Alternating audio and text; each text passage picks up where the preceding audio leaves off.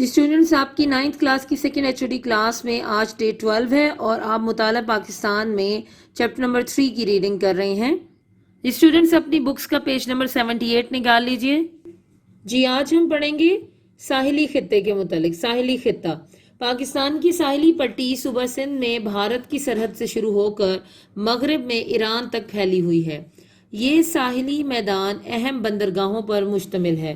کراچی سب سے بڑی اور صدیوں پرانی بندرگاہ ہے۔ دوسری بندرگاہوں میں پورٹ قاسم اور گوادر وغیرہ شامل ہیں۔ حکومت نے کراچی کو گوادر سے ملانے کے لیے کوسٹل ہائی وے تعمیر کی ہے، جو کہ علاقے کی تجارتی سرگرمیوں کے لیے بہت مفید ثابت ہو رہی ہے۔ ساحل مکران میں بارش زیادہ تر سردیوں میں ہوتی ہے۔ پورا سال موسم خشک اور معتدل رہتا ہے۔ صوبہ سندھ کے ساحلی علاقے میں ہوا میں کافی نمی رہتی ہے، جبکہ بارش کی صورتحال غیر یقینی ہوتی ہے۔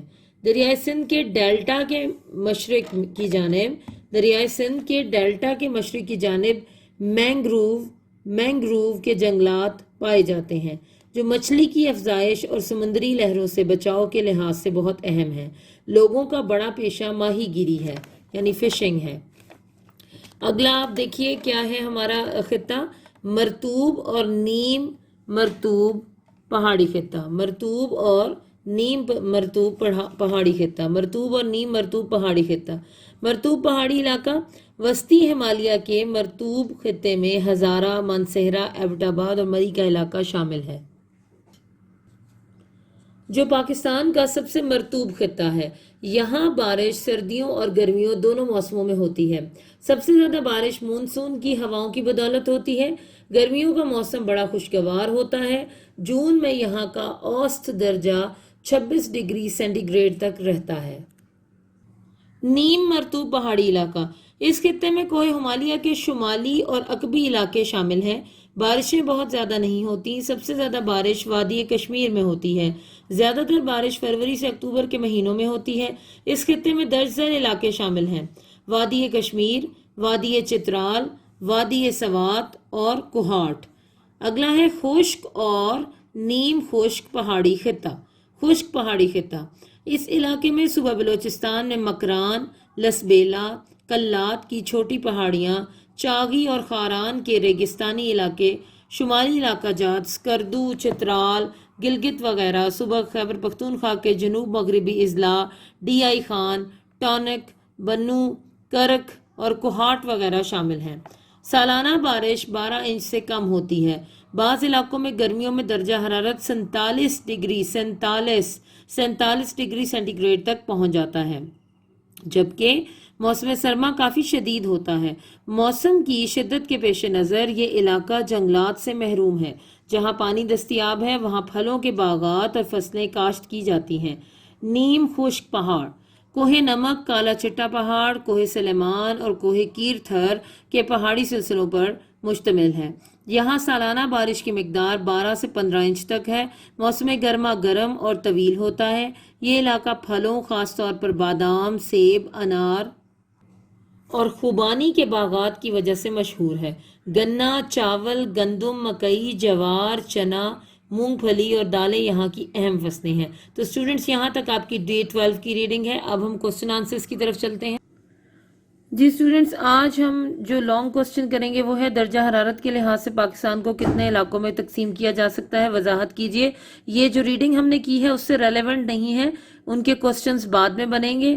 تو یہ ایک کوسچن بیچ میں ایسا آ گیا ہے جو کہ پیچھے کسی جگہ سے تھا، تو اس کو آج ہم مکمل کر لیتے ہیں۔ لانگ کوسچن، جی یہ آپ کا لانگ کوسچن ہے، درجہ حرارت کے لحاظ سے پاکستان کو کتنے علاقوں میں تقسیم کیا جا سکتا ہے، وضاحت کیجئے۔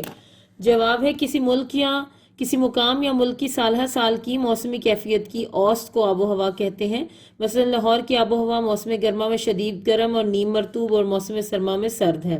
درجہ حرارت کے لحاظ سے پاکستان کے علاقے، وسعت اور مختلف قسم کی سطح کے پیش نظر پاکستان کو درجہ حرارت کے اعتبار سے 4 حصوں میں تقسیم کرتے ہیں: شمال اور شمال مغربی پہاڑی علاقہ، دریائے سندھ کا بالائی میدان، دریائے سندھ کا زیریں میدان، دریائے سندھ کا بالائی میدان، زیریں وادی سندھ کا ساحلی علاقہ، سطح مرتفع بلوچستان۔ ایک دفعہ پھر دیکھ لیجئے: شمال اور شمال مغربی پہاڑی علاقہ، دریائے سندھ کا بالائی میدان، زیریں وادی سندھ کا ساحلی علاقہ اور سطح مرتفع بلوچستان۔ اب ان کی ڈیٹیل پڑھتے ہیں۔ شمال اور شمال مغربی پہاڑی علاقہ۔ پاکستان کے شمال اور شمال مغربی پہاڑی علاقوں میں سردیوں کا موسم شدید قسم کا ہوتا ہے۔ درجہ حرارت نقطہ انجماد سے گر جاتا ہے۔ مثلاً سکردو میں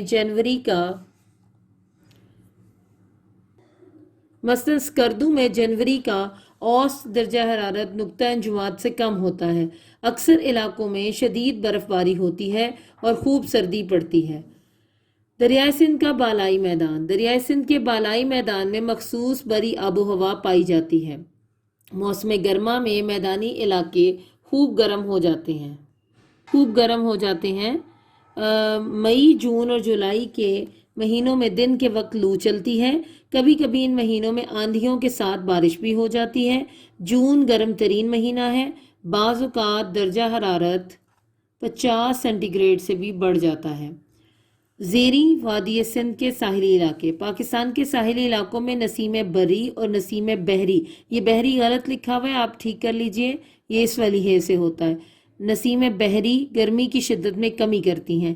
یہ اکٹھے جو ورڈز لکھے ہوتے ہیں یہ بچے بعض اوقات سمجھ نہیں پاتے، اس لیے الگ الگ لکھیں، جس کی وجہ سے یہاں موسم گرما شدید قسم کا نہیں ہوتا۔ اوسط درجہ حرارت 32 سینٹی گریڈ ہوتا ہے۔ ان علاقوں میں سردی نہیں ہوتی۔ آخری ہے سطح مرتفع بلوچستان۔ اس علاقے میں موسم سرما میں کافی سردی پڑتی ہے، تاہم گرمیوں کا درجہ حرارت شمالی پہاڑی علاقوں کی نسبت بہت زیادہ ہو جاتا ہے۔ سطح مرتفع بلوچستان میں سبی جیسے علاقے بھی پائے جاتے ہیں، جہاں گرمیوں میں درجہ حرارت ناقابل برداشت حد تک بڑھ جاتا ہے۔ سردیوں کے موسم میں بعض اوقات شمال سے آنے والی ہوائیں بلوچستان میں پہنچتی ہیں تو شدید سردی ہو جاتی ہے۔ تو اسٹوڈنٹس، آج ڈے 12 پر آپ نے اپنا یہ لانگ کوسچن اپنی مطالعہ پاکستان کی نوٹ بکس پر نوٹ کرنا ہے اور اس کو زبانی یاد کرنا ہے۔ آج ہم دوسری HOD کلاس کا 12ویں دن کا سبق پڑھیں گے۔ جی، مشکل الفاظ یاد ہونے کے بعد ہم آتے ہیں ان آیات کے ترجمے کی طرف۔ آیت نمبر 2، یہ اس کا پہلا حصہ ہے۔ هو اللہ الذی لا الہ الا ہو عالم الغیب والشہادہ هو الرحمن الرحیم۔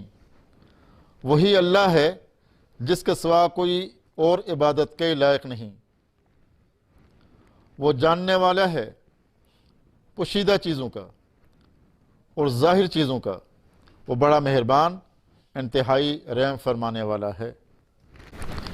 جی، آیت نمبر 2 کا دوسرا حصہ، هو اللہ الذی لا الہ الا ہو الملک القدوس السلام المؤمن المہیمن العزیز الجبار المتکبر سبحان اللہ عما یشرکون۔ وہی اللہ ہے جس کے سوا کوئی اور عبادت کے لائق نہیں، وہ حاکم ہے، نہایت پاک ہے، سب عیبوں سے صاف ہے، امن دینے والا ہے، نگہبان ہے، غالب ہے، خود مختار ہے، بڑی عظمت والا ہے۔ اللہ اس شرک سے پاک ہے جو لوگ کر رہے ہیں۔ آیت نمبر 2 کا یہ تیسرا حصہ، هو اللہ الخالق البارئ المصور لہ الاسماء الحسنى یسبح لہ ما فی السماوات والارض وہو العزیز الحکیم۔ وہ اللہ ہے پیدا کرنے والا، بنانے والا، صورت عطا کرنے والا، اس کے نہایت اچھے نام ہیں۔ ہر چیز خواہ آسمانوں میں ہے یا زمین میں اس کی حمد و ثنا بیان کرتی ہے، اور وہی غالب ہے اور حکمت والا ہے۔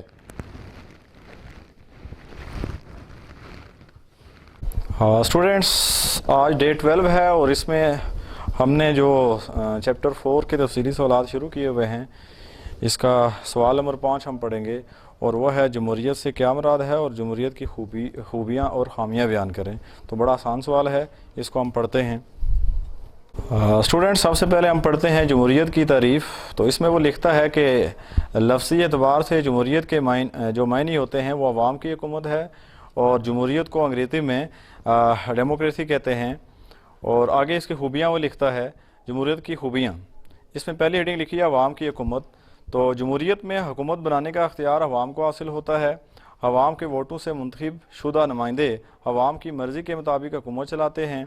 लिहाजा हम ये कह सकते हैं कि जमहूरी निज़ाम हुकूमत में अवाम बिलवास्ता निज़ाम हुकूमत जो है वो चला रहे होते हैं। और यानी कि जो अवाम होती है वो आपको बता रहा है कि जो जमहूरी निज़ाम हुकूमत होता है उसके अंदर जो हुकूमत के अदारे होते हैं या जो हुकूमत के काम होते हैं वो अवाम कर रहे होते हैं।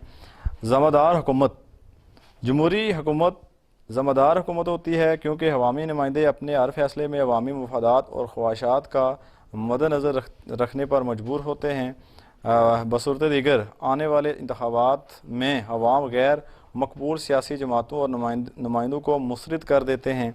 इसलिए काबीना के तमाम मेंबरान असम्बलियों में मुंतखब नुमाइंदों के सवालात के जवाब देने के पाबंद होते हैं। अगली हेडिंग है अवामी फलाह बहबूद।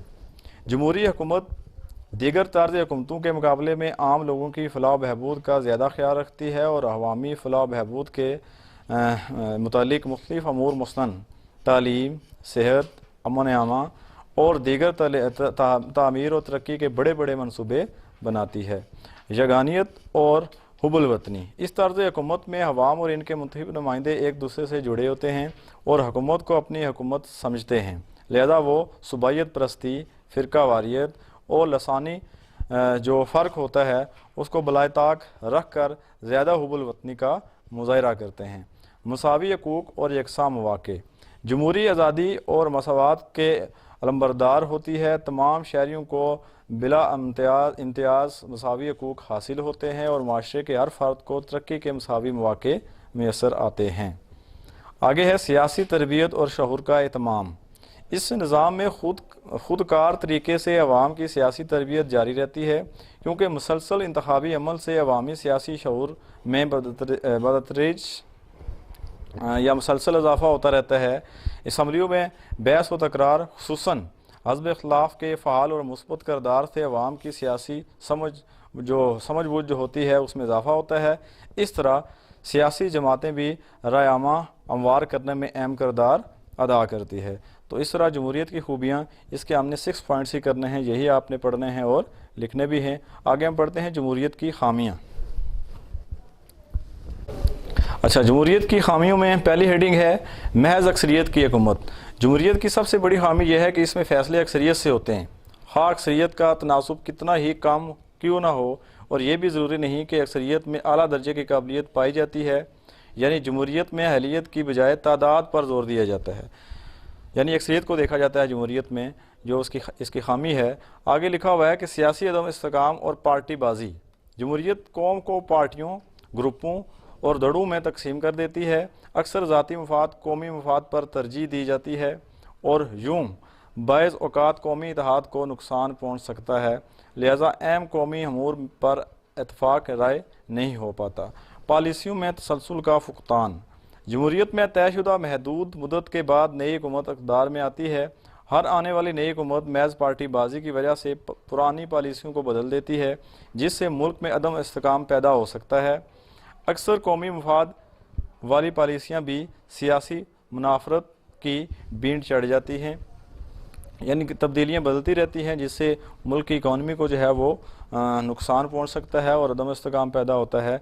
बार बार तब्दीलियाँ करने से बेजा असराफ का मतलब होता है बहुत ज़्यादा खर्च करना या बहुत ज़्यादा अखराजात करना या बहुत ज़्यादा मुल्क के अंदर जो बजट है वो पेश कर देना, और जिससे मुल्क की इकॉनमी जो है वो ख़राब हो जाती है।